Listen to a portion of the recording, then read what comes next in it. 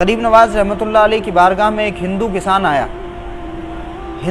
آیا کہاں غریب نواز رحمۃ اللہ علیہ کی بارگاہ میں ایک فریاد لے کر کے آیا. کہا بابا میری زمین پر کسی نے قبضہ کر لیا.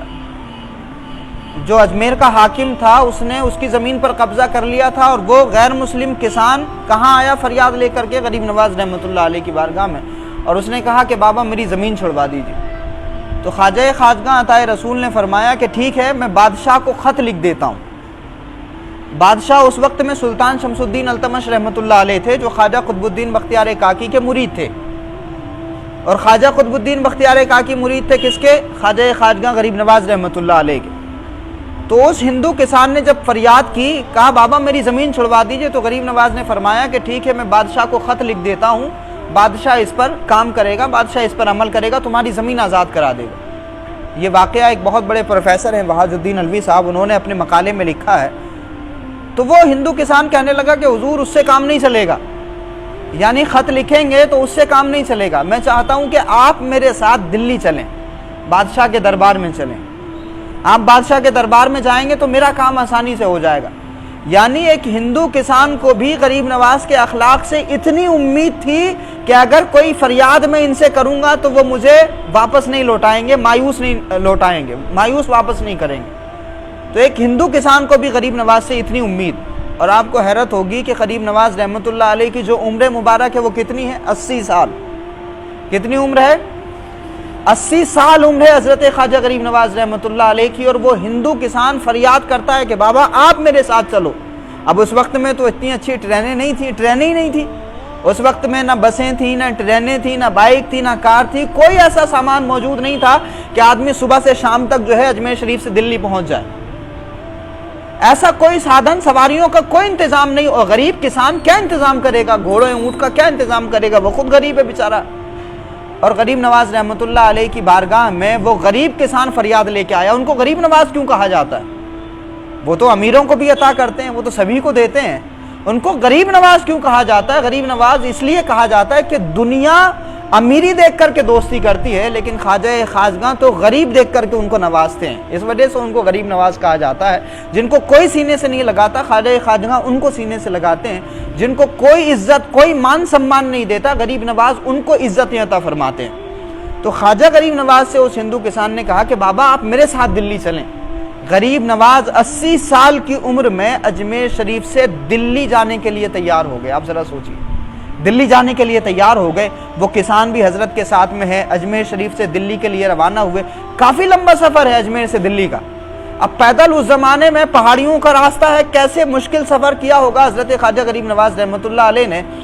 اجمیر شریف سے جب دلی کے لیے روانہ ہوئے تو ادھر بادشاہ کو پتا چلا کہ غریب نواز رحمۃ اللہ علیہ یعنی دادا پیر آنے والے ہیں. تو بادشاہ پورے لاؤ لشکر کے ساتھ دلی سے باہر نکلے غریب نواز کا استقبال کرنے کے لیے. اب بادشاہ ادھر سے نکلے تمام لاؤ لشکر کے ساتھ، اور ادھر غریب نواز رحمۃ اللہ علیہ بادشاہ سے ملے، دلی پہنچنے والے تھے. باہر استقبال کیا بادشاہ نے، اور پھر عرض کیا ہاتھ جوڑ کر حضور یہ فرمائیں کہ آنا کیسے ہوا ہے؟ اتنی عمر میں یہ تکلیف کیوں کی آپ نے؟ تو وہ پتہ ہے غریب نواز رحمۃ اللہ علیہ نے فرمایا کہ بھائی اس ہندو کسان کی فریاد ہے، اس کی زمین پر اجمیر کے حاکم نے قبضہ کر لیا ہے، وہ زمین چھڑوانے کے لیے آیا ہوں. تو وہ بادشاہ کہتے ہیں کہ حضور وہیں سے خط روانہ کر دیا ہوتا، حکم فرما دیا ہوتا، میں تو خیر ایسے ہی آزاد کر دیتا اس کو، میں فوراً اس پر عمل کر دیتا. غریب نواز رحمۃ اللہ علیہ نے فرمایا کہ بھائی تم تو اپنا کام کر دیتے، مگر ہمارے اس ہندو کسان کے دل کو تسلی کیسے مل پاتی؟ سمجھ رہے ہیں آپ؟ اس ہندو بھائی کے دل کو تسلی کیسے مل پاتی؟ یعنی دل جوئی کے لیے، اس ہندو کسان کے دل کو خوش کرنے کے لیے غریب نواز رحمۃ اللہ علیہ نے اجمیر شریف سے دلی کا سفر کیا ہے، تاکہ اس ہندو کسان کے دل کو خوشی حاصل ہو جائے، خوشی میسر ہو جائے، اس کا دل نہ ٹوٹے. یعنی جو اللہ والے ہوتے ہیں وہ خود پر مصیبت برداشت کر لیتے ہیں، مگر کسی کے دل کو توڑنا گوارا نہیں کرتے. لوگ خواجہ سے ایسی تھوڑی پیار کرتے ہیں، اس وجہ سے پیار کرتے ہیں کیونکہ انہیں یہ پتا ہے کہ وہ خود کو تکلیف میں ڈال سکتے ہیں مگر کسی دوسرے کو تکلیف میں نہیں ڈالیں گے. اور یہ بات یاد رکھیے کہ حضرت محبوب الہی خواجہ نظام الدین اولیاء نے فرمایا کہ اللہ تک پہنچنے کے بہت راستے ہیں، لیکن سب سے آسان راستہ اللہ کی مخلوق کی خدمت ہے.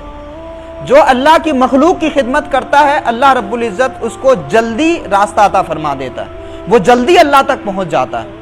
تو ہمارے بزرگوں کا یہ عمل رہا کہ وہ اپنے آپ کو مصیبت میں ڈالتے، وہ خود مشقتیں برداشت کرتے، وہ خود مشکلیں اٹھاتے، لیکن کبھی کوئی بندہ اگر فریاد لے کے آیا تو اس کی فریاد کو پورا کرنے کے لیے وہ کسی بھی راستے سے گزر جاتا۔ تو اس وجہ سے غریب نواز رحمۃ اللہ علیہ کو لوگ سب مانتے ہیں۔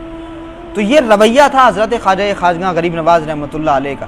تو نمازیں ان کے اندر ایسا انقلاب برپا کر رہی تھیں کہ ادھر سجدہ کر رہے تھے غریب نواز، تو جس زمین پہ سجدہ کیا اس کی بھی تقدیر بدل دی، اور ان کے کردار کے اندر ایسا انقلاب ہے کہ مسلمان تو مسلمان، اگر کوئی غیر مسلم بھی فریاد لے کے آ رہا ہے تو غریب نواز اس کی فریاد کو پورا کرنے کے لیے اجمیر شریف سے دلی کا سفر کر رہے ہیں۔ تو جو ہندو کسان کی فریاد کو پورا کرنے کے لیے اتنا مشکل بھرا سفر کرتے ہوں گے، اس کے دل کو خوش کرنے کے لیے جو اتنی محنت کرتے ہوں گے، آپ سوچئے کہ وہ اپنے گھر والوں کے ساتھ میں کیسے ہوں گے، وہ اپنے بیوی بچوں کے ساتھ میں کیسے ہوں گے، وہ اپنے مذہب والوں کے ساتھ میں کیسے ہوں گے، وہ اپنے گھر میں کیسے ہوں گے، ہے کہ نہیں؟ غیر مسلموں کے ساتھ میں جن کا رویہ اتنا خوبصورت ہے۔